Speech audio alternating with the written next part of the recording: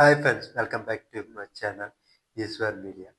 ఒకప్పుడు మూవీ చూసి మూవీ బాగుందా లేదా అన్న దాని మీద రివ్యూ ఇచ్చేవాళ్ళ పని ఎలా ఉందంటే, తొండ ముదిరి ఓసర వెళ్ళి అయితే ఎలా ఉంటుందో అంతకన్నా దారుణంగా తయారు. మూవీ విడుదలైన తర్వాత ఇవ్వాల్సిన రివ్యూస్ ఇప్పుడు మూవీ షూటింగ్లో ఉండగానే ఇచ్చేస్తున్నారు. ఒకసారి చూడండి ఈ వీడియో ఎలా. కదా కాదు, మీకు పెద్ద సినిమా స్టోరీ తెలుసా? నాకు తెలుసు. ఎట్లా వద్దు తెలుసు? బ్రో. మీరు లీకులు చేయకండి.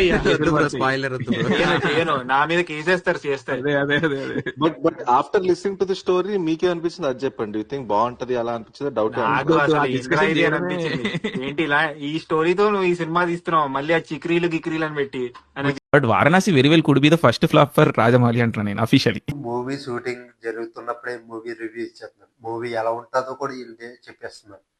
అంటే కొన్ని రోజులు పోతే ఒక డైరెక్టర్ ఒక హీరోతో సినిమా అనౌన్స్ చేయగానే దానికి కూడా రివ్యూ ఇచ్చేస్తారు.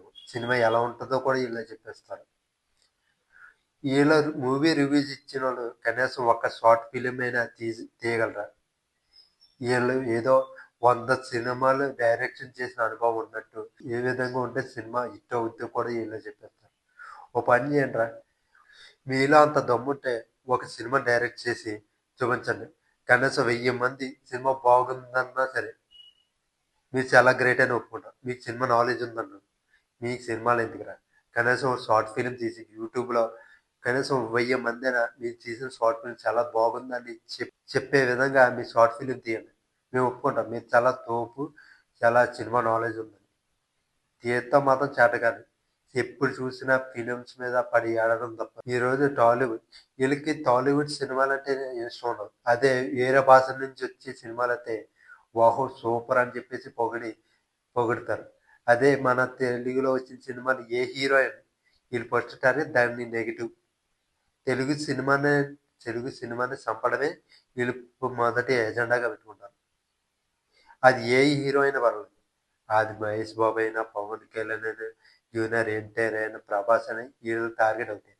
తెలుగు సినిమాని చంపడమే వీళ్ళ ప్రధాన టార్గెట్. వీళ్ళకి నెగిటివ్ గాని చెప్తేనే వీళ్ళకి ఇన్కమ్. అదే ఇతర భాషలో ఎంత చెత్త సినిమా అయినా సరే సూపర్, అబ్బాయి ఇంతకు మించిన సినిమా లేదు, మన తెలుగు డైరెక్టర్ ఇలాంటి సినిమాయే చేయలేదు, అసలు మన తెలుగు డైరెక్టర్ సినిమాయే రాదా అన్న విధంగా వీళ్ళ రివ్యూస్ రాస్తారు, రివ్యూస్ చెప్తారు. ఈరోజు తెలుగు ఇండస్ట్రీ ప్రపంచవ్యాప్తంగా ఎదుగుతుంటాయి. వీళ్ళు మాత్రం తెలుగు ఇండస్ట్రీని ఎప్పుడు చంపుదామని చూస్తారు తప్ప తెలుగు ఇండస్ట్రీ అభివృద్ధి చెందితే మాత్రం వీళ్ళు చూడలేరు. ఎంత దారుణంగా తయారయ్యారండి. ఒక సినిమా షూటింగ్లో ఉండగానే ఆ సినిమా ఎలా ఉంటుందో కూడా రివ్యూస్ చెప్తున్నారంటే ఇంతకన్నా నీచమైనది ఇంకోటి ఉండదు.